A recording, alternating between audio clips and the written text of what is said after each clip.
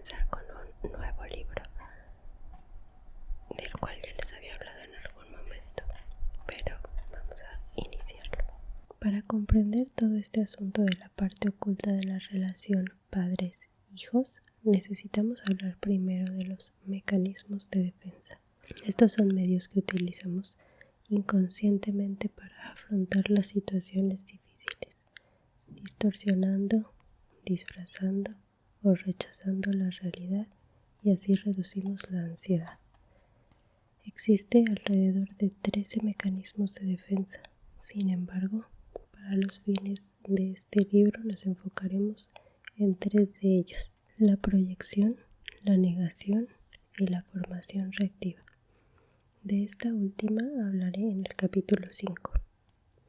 Si bien todos en ciertos momentos utilizamos algún mecanismo de defensa, esto sucede en mínimo grado en las personas psicológicamente sanas y maduras, ya que tienen un muy buen grado de autoconocimiento y manejo de sus propios procesos. De tal manera que, mientras más sana es una persona, menos utiliza los mecanismos de defensa y, cuando lo hace, casi siempre es consciente de ello. Debido a que en este libro revisaremos las diferentes formas de proyección que los padres activamos con nuestros hijos y cómo la negación nos impide reconocerlos.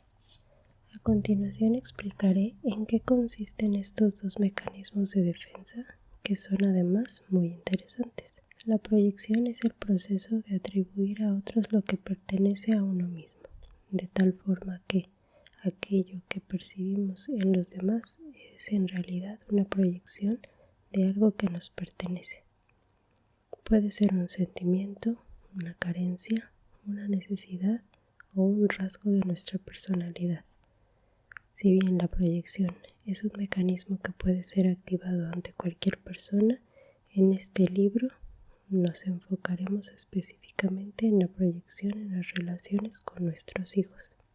Pero, ¿es posible que exista una relación donde la proyección no ocurra? La respuesta es no. Mientras vivamos en un cuerpo físico en el planeta Tierra, estaremos proyectando.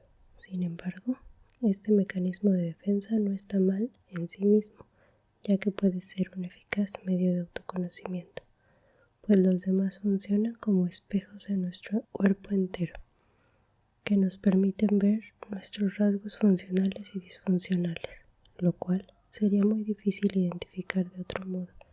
Por eso se dice que las personas que nos caen mal son una maravillosa fuente de información para detectar lo que no hemos solucionado dentro de nosotros mismos.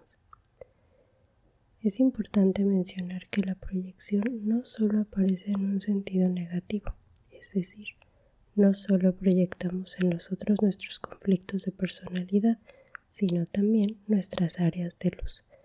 De manera que todo eso que te gusta de otra persona es también una proyección de los aspectos bellos y sanos de ti mismo.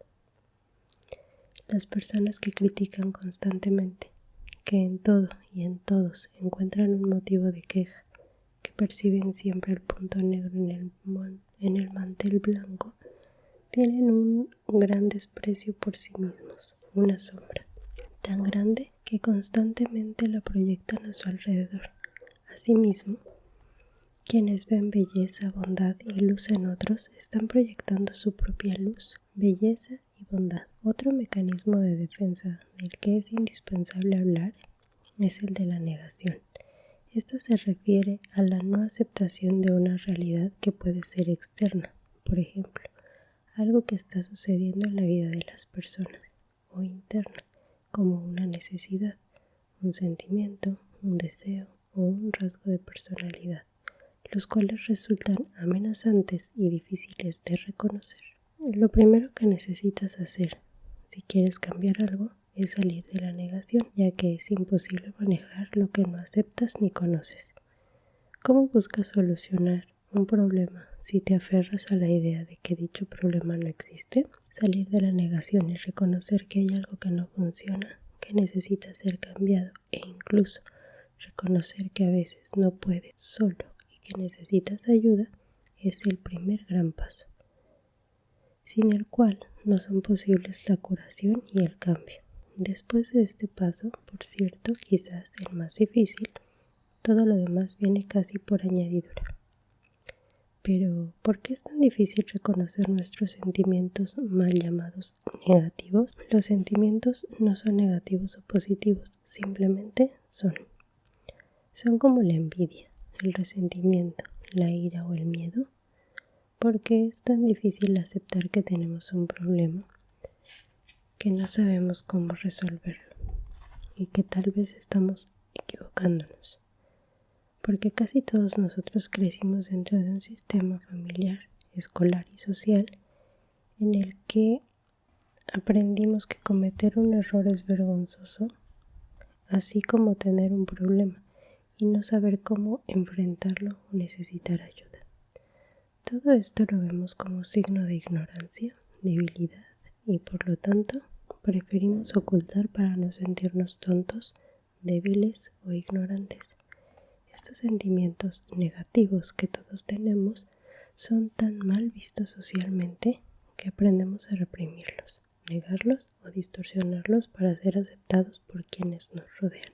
Entonces, poco a poco nos convertimos en expertos en negación y vamos por la vida, a veces durante años, mintiéndonos a nosotros mismos, porque la negación es eso, una gran mentira que apuntalamos y sostenemos a costa de lo que sea para no enfrentar una realidad que nos resulta sumamente amenazante.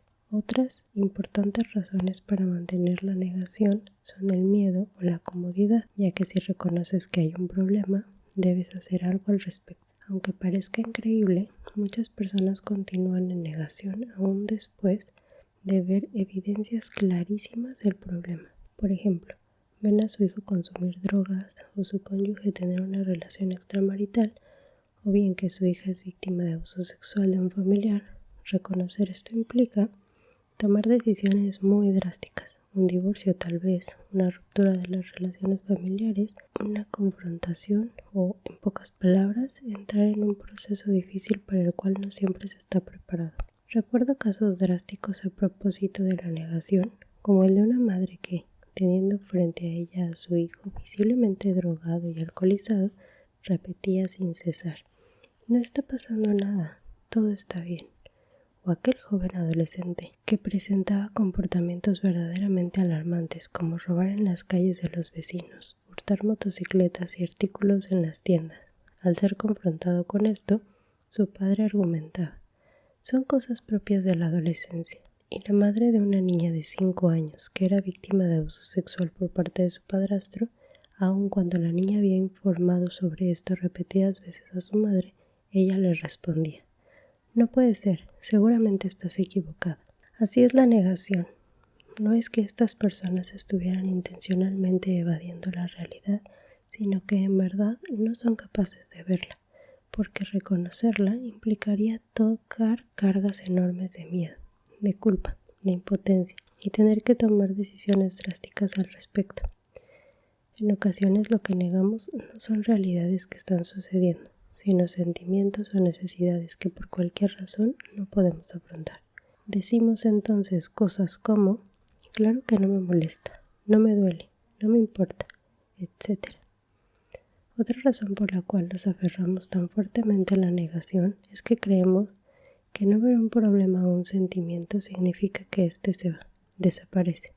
Frecuentemente escucho a personas aconsejar a alguien que está pasando por alguna situación difícil: «Ya no pienses en eso o no hables de eso». Pero las cosas no funcionan así. Voltear la cara, no querer reconocer un sentimiento, un problema, una realidad, no significa que se va. Al contrario, crecerá y echará raíces y se ramificará, hasta que sea tan grande que resulte imposible no verlo.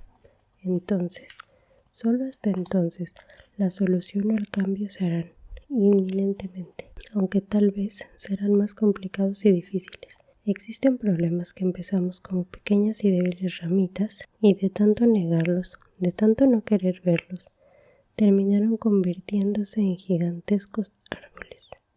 Así pues, para seguir sosteniéndonos en una negación, hacemos cosas como justificar, evadir o descalificar la fuente que nos está informando sobre esa realidad que no queremos ver.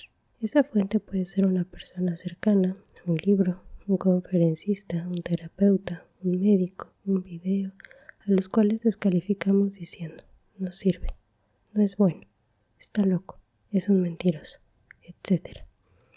Y para finalizar este capítulo quiero pedirte algo. Cuando te veas reflejado en algunas de las situaciones expuestas en este libro, no te recrimines ni avergüences, pues no eres un monstruo por ello. Eres tan solo un ser humano como yo o cualquiera.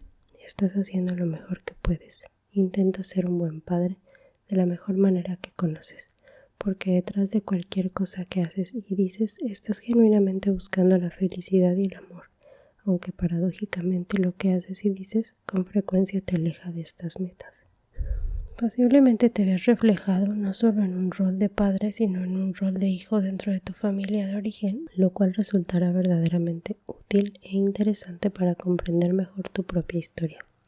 Después de haber revisado las facetas de la proyección y de la negación que manejamos con nuestros hijos, te presento en el último capítulo algunas herramientas útiles para que encuentres tus propias soluciones. Siempre he pensado que no tiene caso darnos cuenta de algo si no encontramos los cómo que nos ayuden a resolverlo. Capítulo 2. Tu hijo, tu espejo.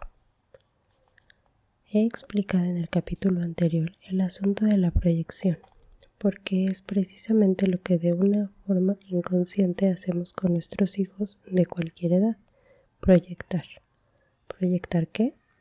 Tus propias expectativas de la vida, tus frustraciones, tus etapas de la infancia o adolescencia donde dejaste conflictos sin resolver, tus hubiera, tus necesidades insatisfechas y también tus áreas de luz. Tal vez al leer esto tu primera reacción sea, por supuesto que no, yo no hago eso con mis hijos, pero permíteme recordarte que simplemente no eres consciente de ello. No es que un día te hayas sentado a planear todas estas cosas, sino más bien son cosas no conscientes, es decir, que están manejadas por esa parte de la psique llamada inconsciente, la cual está compuesta por impulsos inaceptables, deseos, experiencias y recuerdos que no pueden ser integrados por el yo. El inconsciente, aunque no se experimenta directamente, ejerce efectos profundos y significativos en tu vida. La función del inconsciente es protegernos, resguardar todo aquello que nos es difícil o doloroso enfrentar. Pero también puede ayudarnos a cerrar nuestros asuntos inconclusos echando mano a las herramientas personales de que disponemos y nos puede proporcionar todo el potencial necesario para la curación y el cambio. Porque el inconsciente no solo es el depósito del material amenazante, sino además es el cofre de tesoros no descubierto, donde se encuentran tus recursos, tus aprendizajes, tus cómo. Así pues, esto que estoy llamando la parte oculta de la relación con nuestros hijos se produce de manera inconsciente y no como resultado de una decisión intencional y consciente con parte de los padres. En mis cursos y conferencias comento que en toda familia conformada por 2 o más hijos, siempre hay un hijo al que llamo oasis o un hijo al que llamo maestro. El oasis es ese hijo o hija que casi se autoforma y se autoeduca. A veces parece que ya nació formado y educado. Es tan fácil ser padre de ese hijo. Es responsable, no da problemas y la relación con él o ella fluye fácilmente. El hijo maestro, en cambio, nos voltea al revés. Es el que nos hace madurar, aprender y crecer. El que nos hace leer libros, ir a terapia, cursos y conferencias para encontrar la forma de lidiar con él. Nos hace volver los ojos al cielo en busca de ayuda y con ello nos acerca a nuestra parte espiritual. Nos acerca a un ser superior, el cual cada quien nombra o concibe a su manera. Es difícil ser padre de estos hijos maestros. A veces pensamos que están mal, que hay algo equivocado en ellos, pero créeme, no es así. Yo creo profundamente que nuestras almas, la de los padres y las de los hijos, se atrajeron mutuamente para crecer juntos. Dicho de otro modo, nosotros elegimos a nuestros hijos y ellos nos eligieron a nosotros. Si te suena descabellado, revisa con todo detenimiento lo que este hijo maestro te ha obligado a aprender y buscar. Las búsquedas siempre conducen a algo bueno.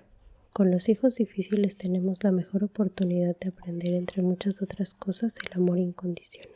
No significa que los demás hijos no nos ayuden a aprender y a crecer. Ellos lo hacen de diferente manera, por otros caminos. Tampoco significa necesariamente que el hijo oasis será el más sano, exitoso y feliz, y que el hijo maestro será el enfermo, fracasado y desadaptado. Te sorprenderá saber que, con frecuencia, el hijo difícil es el más sano de la familia. Hay muchos factores que debemos tomar en cuenta para emitir un pronóstico respecto a salud y enfermedad, o éxito y fracaso en la vida.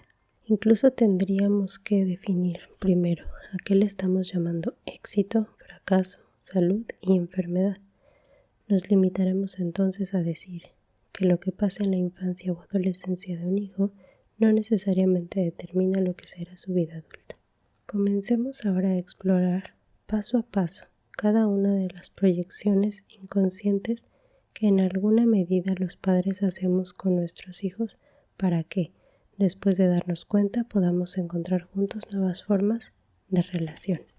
Capítulo número 3. Yo no pude hacerlo. Hazlo tú por mí. Vuestros hijos no son vuestros. Son los hijos y las hijas del anhelo de la vida por perpetuarse. Llegan a través de vosotros, mas no son realmente vuestros. Y aunque están con vosotros, no os pertenecen. Podéis darles vuestro amor, pero no vuestros pensamientos, porque tienen sus propios pensamientos. Podréis albergar sus cuerpos, pero no sus almas, porque sus almas moran en la casa del mañana, que no podéis visitar ni siquiera en sueños. Podréis, si mucho, pareceros a ellos, mas no tratéis de hacerlos semejantes a vosotros. Porque la vida no retrocede, ni se estanca en el ayer. Sois los arcos para que vuestros hijos, flechas vivientes, se lancen al espacio. El arquero ve la marca en el infinito, y él es quien os doblega, con su poder para que sus flechas partan veloces a la lejanía. Que el doblegamiento en manos del arquero sea vuestra alegría, porque aquel que ama a las flechas que vuelan, también ama el arco que no viaja. Laura, de 13 años, llegó una tarde a consulta llevada por sus padres, Alfonso y Lucía. La chica se estaba volviendo muy difícil, decía Alfonso. Lloraba y se quejaba todo el tiempo y de todo. Ambos discutían frecuentemente y ella, que solía ser cariñosa con él, ahora estaba hostil y agresiva. Laura, por su parte, señalaba exactamente lo mismo respecto al padre y agregaba: me trata como su trapeador. La madre, casi ausente, periférica, aislada, decía estar cansada de oírlos discutir todo el día y no tenía ya ánimos ni siquiera de opinar. Cuando dos personas se relacionan como Laura y su padre lo hacían, no hay duda de que ambos están muy lastimados y que detrás de sus agresiones se oculta la necesidad de amor y atención mutua. Sin embargo, ninguno era consciente de ello. Sentirse tan lastimados y enojados les impedía ser capaces de descubrir cuándo se rompió algo en su relación, que solía ser afectuosa. Si bien es cierto que estos cambios ocurren en la pubertad y adolescencia, en este caso, el drástico giro hacia la hostilidad y la agresión entre Laura y Alfonso iba más allá del cambio normal que un adolescente experimenta de la forma de relacionarse con sus padres. Era obvio que, por alguna razón, el padre estaba profundamente resentido con su hija y él había iniciado el cambio en la dirección de su relación, ante lo cual ella solamente había reaccionado. Cité a padre e hija en la siguiente sesión y empecé a explorar esos resentimientos del padre hacia ella, que, dicho sea de paso, mantenía bien reprimidos y negados. Los padres hacemos esto: negar los resentimientos hacia nuestros hijos porque nos parece imperdonable tenerlos. Le expliqué a Alfonso que es normal que a veces los padres estemos resentidos con un hijo y que esto no significa que no lo amamos o que seamos malos padres por ello. Le comenté que es indispensable reconocer esos sentimientos para poder curarlos y dar paso al amor. Solo entonces él empezó a abrirse poco a poco hasta que en un momento dado, con lágrimas en los ojos y la voz entrecortada, le dijo a su hija: Laura, estoy tan sentido contigo, no te imaginas cómo me ha dolido tu indiferencia con el piano, Tú no sabes todo lo que tuve que hacer para poder comprarlo. Vendí mi reloj tan especial, pedí prestado, usé mis ahorros para comprarte ese finísimo piano. Busqué al mejor maestro de la ciudad y mira para qué. Tú cancelas las clases, jamás practicas y el piano dura semanas sin que siquiera lo abras. Laura estaba conmovida. Era conmovedor ver a ese hombre enorme llorando y hablando como un niño dolido. Laura empezó a justificarse y a dar una larga lista de excusas por las que no usaba el piano y cancelaba sus planes, hasta que la detuve y le pedí: Laura, di la verdadera razón por la que lo haces.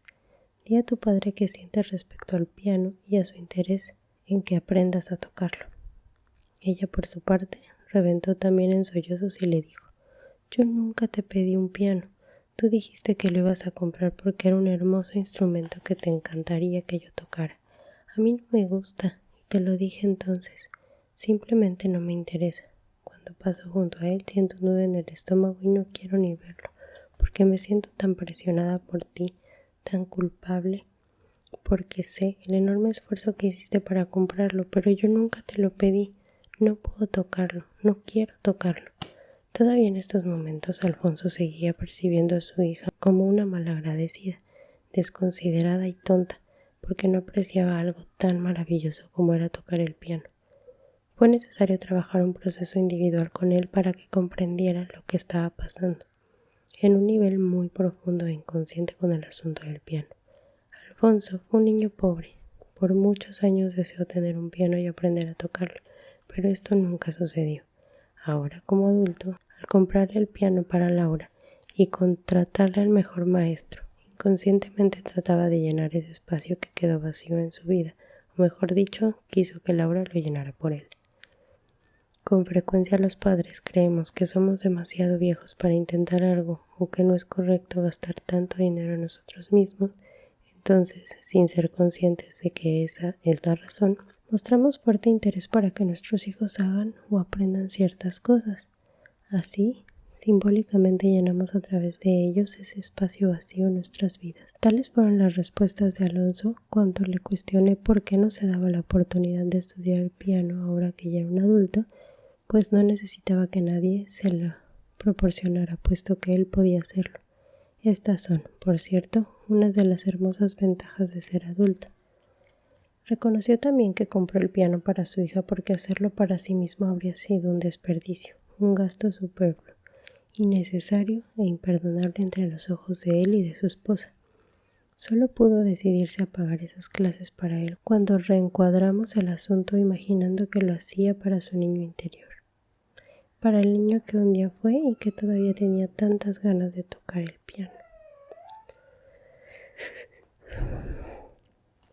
Al comunicarse a Alfonso y Laura respecto a esto, el comprender lo que uno y el otro estaban sintiendo, la relación entre ellos mejoró notablemente y aprendieron la importancia de hablar de lo que sienten. Felipe, un profesionista muy exitoso de 45 años, tenía a Mario, su inteligente y brillante hijo de 18 años que estaba en un proceso de elegir la universidad donde estudiaría su carrera. Ambos se interesaban en la más prestigiosa universidad del país. En ella, Mario hizo un excelente examen de admisión y fue aceptado de inmediato. El padre se sentía sumamente satisfecho y orgulloso de su hijo. En el proceso de inscripción y al conocer más a fondo el funcionamiento de los sistemas de enseñanza de la universidad, Mario cambió de opinión. Le parecía, según sus propias palabras, que esa institución coartaba la personalidad total del individuo y lo reducía a estudiante, que con la fuerte carga académica de la universidad exigía no poder hacer nada más que estudiar, como si estudiar fuera lo único importante en la vida, afirmaba. Él quería seguir escalando los fines de semana y tener tiempo para sus amigos y comentó sus observaciones con Felipe, su padre, quien reaccionó en total desacuerdo. Al paso de los días, las discusiones entre ambos seguían y el desacuerdo era cada vez mayor. El padre estaba sumamente enojado, cada vez más, hasta que uno de esos días lanzó a Mario una tajante amenaza. Si no estudiaba en esa universidad, no le volvería a dirigir la palabra, y aunque le pagaría su carrera en otra institución, no lo apoyaría en nada más por el resto de su vida. Es comprensible y normal que un padre se interese en que su hijo estudie en la mejor universidad y que intente convencerlo de lo que él con su experiencia consideraba lo mejor. Pero cuando esa insistencia de tal magnitud y ese interés se antepone a todo, incluso al amor y a la relación con su hijo, tiene que haber algo más, algo muy personal e inconsciente que está moviendo al padre desde las entrañas y lo proyecta en esa situación. Y así ocurría.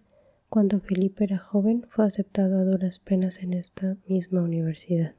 Significó un gran logro para él y un orgullo para su padre, hombre por demás frío y exigente. No obstante, el tercer semestre fue expulsado por no cumplir con los requerimientos académicos, o dicho en palabras del mismo, no dio el ancho. Fue una vergüenza para él y una gran desilusión para su padre, que se lo reprochó durante años. Ahora, a través de su inteligente y brillante hijo Felipe, buscaba simbólica e inconscientemente curar esa frustración, reivindicarse a sí mismo ante la universidad y, de paso, ante su propio padre. De nuevo, vemos aquí ese mensaje directo y tajante que el padre envía, un mensaje del cual él mismo no es consciente, que no se dice con palabras, pero que es comprendido claramente por el inconsciente del hijo. Yo no pude hacerlo, hazlo tú por mí.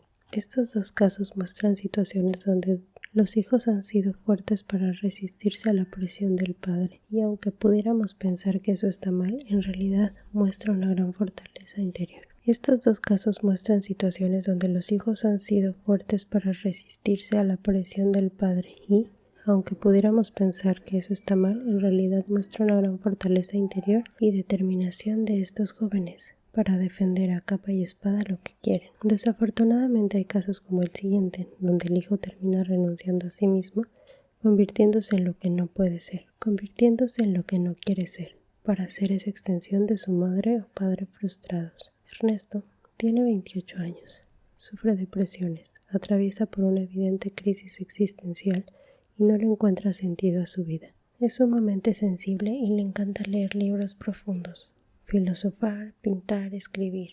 Posee toda la personalidad del artista y filósofo, pero es administrador de empresas, con un posgrado en finanzas y a punto de inscribirse en una maestría en desarrollo organizacional. ¿Te gusta lo que haces?, le pregunto. Pues sí, por aquí está el futuro más prometedor, me contesta, con un tono de voz y un lenguaje corporal que no me permiten creerle. Me siento impulsada a preguntarle de quién son esas palabras, porque es claro que suyas no son. Al hacerlo solo se encoge de hombros y sonríe como única respuesta. El padre de Ernesto, un hombre sumamente rígido y amargado, tuvo una boyante empresa familiar, heredada de varias generaciones anteriores y que se fue a la quiebra, según dicen, por su mala administración. Debí estudiar cosas relacionadas con la administración de empresas como mi hijo, comenta el padre, con evidentes signos de culpa, frustración y amargura por ese fracaso que todavía no se perdona y que muchos no le perdonan tampoco. Venciendo obstáculos de toda índole, logró levantar otra pequeña empresa que es la que ahora su hijo Ernesto, que sí sabe de eso, administrará. Tristemente Ernesto compró la idea, se identificó sin darse cuenta con esa parte de la historia de su padre y creyó que eran sus decisiones, que estaba haciendo con su vida lo que él había elegido. Aunque en cierta medida se daba cuenta de todo esto, no se atrevió nunca a contradecir a su padre o a fallarle, como él decía, estudiando filosofía, arte o cualquiera de esas cosas que tanto le gustaban, pero que no sirven para nada, según las palabras de su padre. Ernesto estaba cargando un decreto un tanto impuesto por su padre y un tanto impuesto por sí mismo, que lo hacían sentir responsable de componer la historia de su padre y evitar que éste llevara de nuevo a pique la empresa que iba floreciendo. El hecho de que un hijo ayude a la empresa o en el negocio familiar o que continúe haciéndose cargo de él no está mal en sí mismo. El problema se presenta cuando su vocación, su personalidad y sus intereses difieren con esta actividad. Es entonces cuando la renuncia del hijo para ser él mismo y realizar su propia vocación cobra un precio muy alto. La insatisfacción con la propia vida, la represión y la frustración de los más profundos deseos y aspiraciones son algunos de los más importantes factores que conducen a la infelicidad y a la enfermedad emocional. Con frecuencia encuentro que la problemática de la elección de carrera en los jóvenes afecta profundamente a los padres, a los hijos y la relación entre ambos. No hay duda de que la presión que muchos padres ejercen sobre los hijos para que estudien o no estudien una determinada carrera está movida por un interés de bienestar y amor para ellos. Pero no perdamos de vista que el éxito profesional no lo brinda la carrera, ni siquiera de manera determinante la universidad en que estudia, sino más bien la persona. No hay carreras de éxito, hay personas exitosas. Todos venimos a la vida a hacer algo. A eso lo llamamos vocación o misión. Nacemos con habilidades y talentos para ello. Desde niños sabemos cuáles son. Es más, jugamos a eso. Pero los miedos, los prejuicios y las opiniones de los adultos que nos rodean comienzan poco a poco a influenciar y a poner en duda esa claridad respecto a nuestras vocaciones. De modo que, cuando llegamos a la adolescencia, nos convertimos en uno de esos jóvenes que han olvidado lo que quieren en la vida y para qué son buenos. Pero una cosa es cierta, cuando alguien hace algo congruente con su vocación, se le felicita su actividad, la ama, la disfruta, la desempeña bien y por lo tanto el éxito vendrá por añadidura. Estos factores no se inyectan desde fuera con una carrera o una universidad, se llevan dentro. He escuchado la preocupación de muchos padres de que si su hijo estudia determinada carrera va a fracasar y no va a obtener el dinero suficiente para mantener una familia. Usan esta típica expresión de con esto te vas a morir de hambre. Te diré algo, es mucho más probable que fracasen, no puedan mantener una familia y se mueran de hambre si estudian una carrera que no les gusta y que no es congruente con lo que ellos son. No así si estudian lo que a ellos les atrae, les llena el alma o les inspira un profundo interés. Aceptemos de una vez, la carrera en sí misma no tiene el poder de dar éxito. El éxito es una conjunción de muchos factores que tienen que ver con la persona misma. Punto.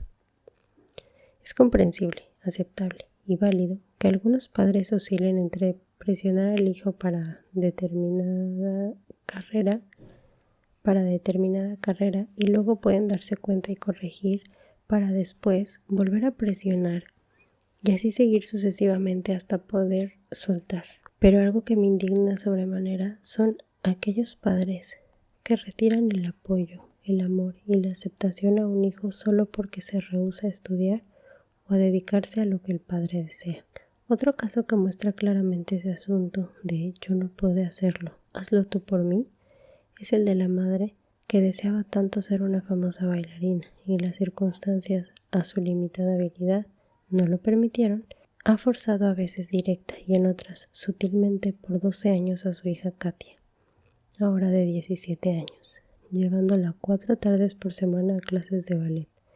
Con frecuencia, incluso los fines de semana, ha utilizado el chantaje sentimental y todo tipo de manipulaciones cada vez que la hija insinúa que ya no quiere ir. Katia llora ante mí diciendo, se me fue la infancia encerrada en un salón de baile.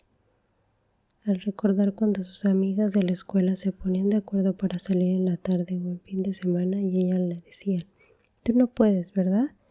Y efectivamente, no podía. Tenía que ensayar, tenía que ser la bailarina perfecta que su mamá hubiera querido ser. Tenía que ser la joya que su mamá decía que parecía cuando bailaba. En ese momento de su vida, Katia empezaba a desarrollar bulimia. Este grave trastorno alimentario que si bien tiene una gran cantidad de factores que lo causan y lo perpetúan, en este caso específico, cumplían además la función de agredir a la mamá y protegerse de seguir haciendo algo que no quería. Como si hubiera tenido que crear una enfermedad suficientemente fuerte que dijera, ya no, pues ella no podía hacerlo por sí misma. y suficientemente poderosa como para detener la tremenda presión y los chantajes que la madre ejercía para que continuara bailando, como si su trastorno fuera la única parte de sí misma que solo ella controlaba. Sobra decir que siendo la madre de Katia una frustrada bailarina de ballet que se quedó con las ganas de brillar, intentaba inconscientemente curar su frustración y fracaso a través de su hija, a costa de lo que fuera. He presentado casos en los que se muestra esta dinámica en su más cruda expresión, pero no siempre es así de claro. A veces es muy sutil. En otras, los padres mandan mensajes casi subliminales, casi imperceptibles, que van conduciendo al hijo a cumplir sin darse cuenta ese decreto de yo no pude hacerlo, hazlo tú por mí. Existe una gran diferencia entre guiar y aconsejar a un hijo en algo, que por su experiencia el padre sabe más, y forzarlo, presionarlo o condicionarlo para que se dirija por el camino que el padre supone que es el mejor. Cuando te encuentres a ti mismo insistiendo demasiado, presionando mucho o muy enojado porque tu hijo no accede a hacer algo que tú quieres que haga, vuelve la mirada hacia ti mismo y revisa. ¿Cuál es esa parte de tu propia historia que estás tratando de resolver a través de él? Es tan fuerte a veces este mensaje que aun cuando los padres o uno de ellos ha muerto, el hijo puede seguir sometido a este decreto, realizando actividades que en realidad no desea, convirtiéndose en una extensión del padre muerto, al cual ya no puede satisfacer sus aspiraciones. Algunas veces esto se cumple más allá de decisiones como la vocación o los pasatiempos, es decir, que se extiende no solo al hacer, sino también al ser. Ser como el padre o madre hubiera querido ser, o hasta contraer matrimonio con el tipo de persona con la que el padre o madre hubiera querido casarse. El meollo de este asunto es así de claro. Aun cuando eres padre o la madre, no tienes derecho de exigir, ni siquiera a esperar que tus hijos sean una extensión de ti mismo, que ellos cierren tus asuntos inconclusos y curen tu frustración y amargura. Curar la propia historia le corresponde a cada quien, y siempre hay formas de hacerlo. Casi siempre podrás llevar a cabo estas cosas que te quedaste con ganas de hacer, como Alfredo y el piano, y cuando ya tu realidad no te lo permita, como en el caso de la madre de Katia y el ballet, te queda la posibilidad de trabajar en reconciliarte con tu propia vida, amar tu pasado tal como fue, encontrar la manera en el aquí y ahora, de acuerdo con tu realidad, de construir un proyecto de vida que te haga ser lo más feliz posible. Esto es real, esto se puede hacer, y si para lograrlo requieres de ayuda profesional, adelante. Búscala, reconcíliate con tu propia historia y deja libres a tus hijos para vivir la suya, desarrollando sus propios talentos y cumpliendo el propósito para el cual ellos están aquí. Capítulo 4. Cuando ser padre agobia. Mis hijos me pesan tanto que algunos días, a escondidas, siento deseos de huir. Si me quedo, no es para cumplir con mi deber, sino porque sé que una vez que me haya ido, no aprovecharé mi libertad, no encontraré esa indiferencia que tanto deseo. Sé, por experiencia, que no descansaría hasta saberlos en paz, responsables de sí mismos, felices si es posible. Valiente mujer, el atreverse a escribir algo así y mostrar abiertamente un sentimiento que en algún momento de nuestra vida todos los padres experimentamos. Decía una amiga, abrumada con su bebé de 9 meses y su hija de 4 años. Ay, Marta, cómo quisiera que ya crezcan y se casen. Es cierto que esta es una anécdota curiosa que puede provocar risa. Sin embargo, cuando la cuento en público, no son las risas sino las múltiples reacciones de asombro y desaprobación hacia esa madre agobiada las que me sorprenden. ¡Ay, qué mala! ¡Pobres niños! ¡Qué bárbara! Si somos honestos, todos algún día hemos deseado que llegue ese momento, añorado por mi amiga, en que nuestra responsabilidad directa como padres termine. A veces tenemos ganas de que nuestros hijos desaparezcan por un rato y, por supuesto, luego recuperarlos, porque no hay duda que los amamos. No hay duda que queremos cumplir con nuestra responsabilidad como padres. Deseamos estar a su lado y compartir nuestra vida con ellos, pero esa otra parte, ese sentimiento secreto que brota en ciertos momentos, es también real.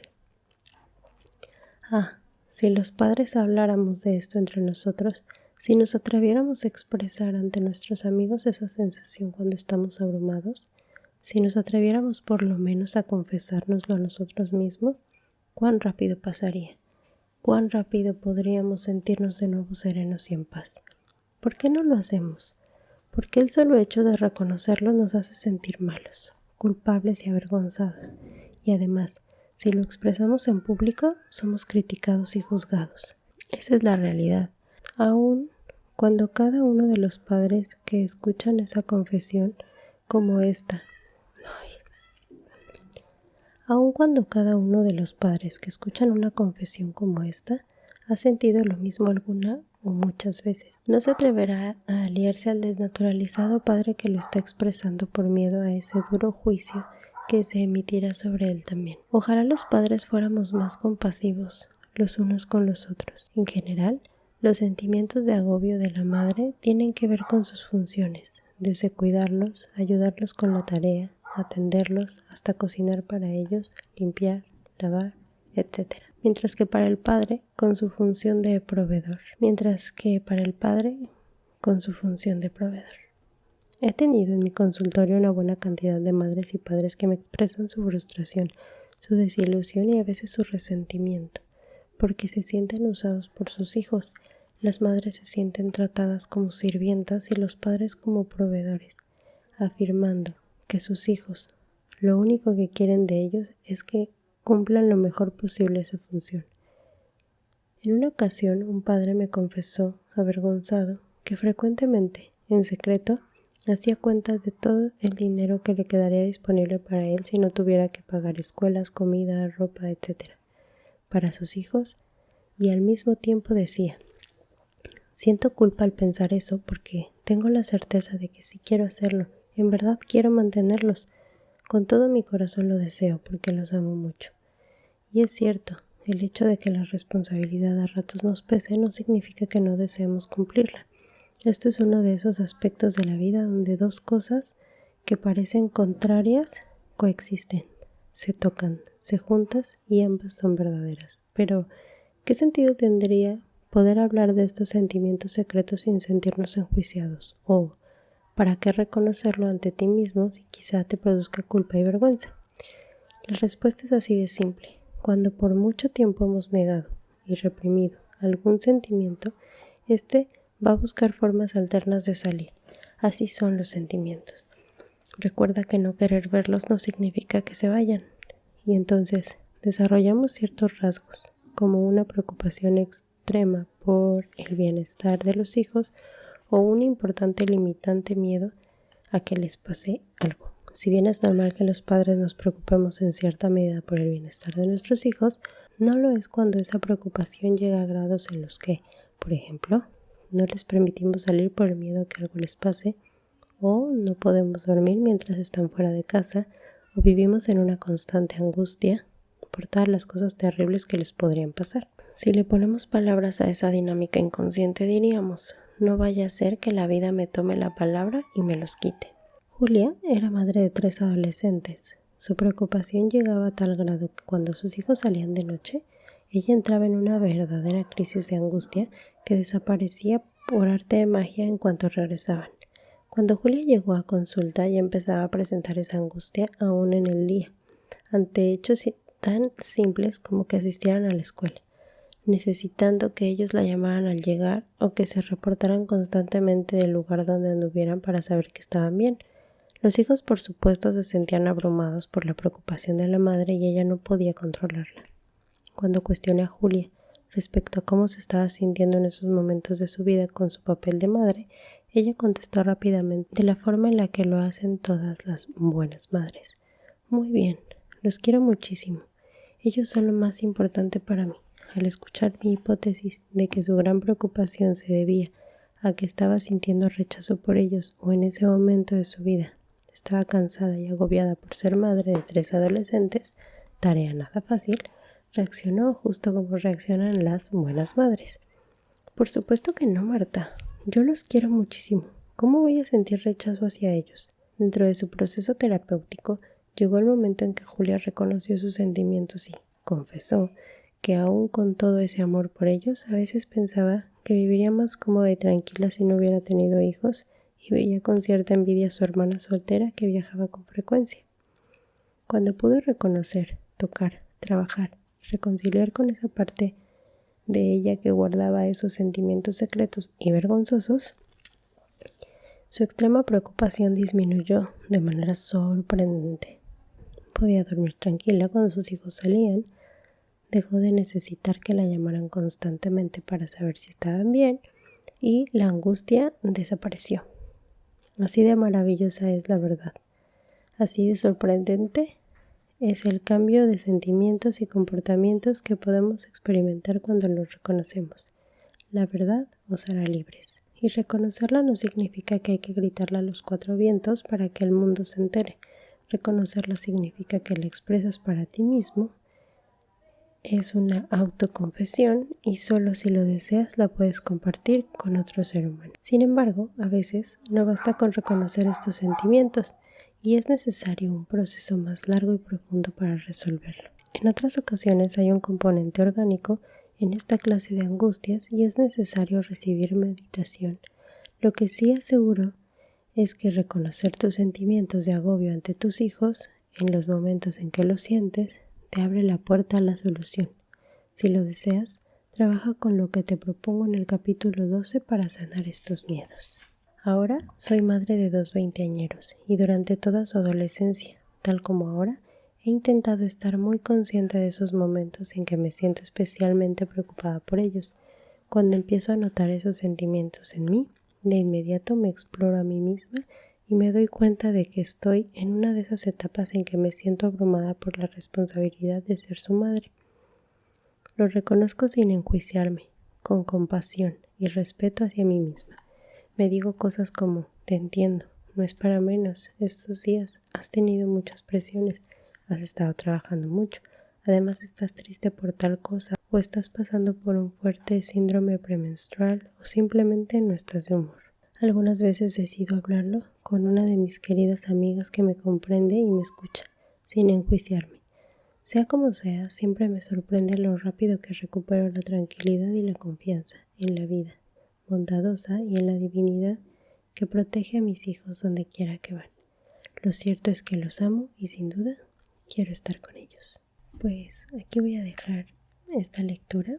Ya han sido 4 capítulos que espero que te hayan gustado mucho. Nos vemos en el siguiente video.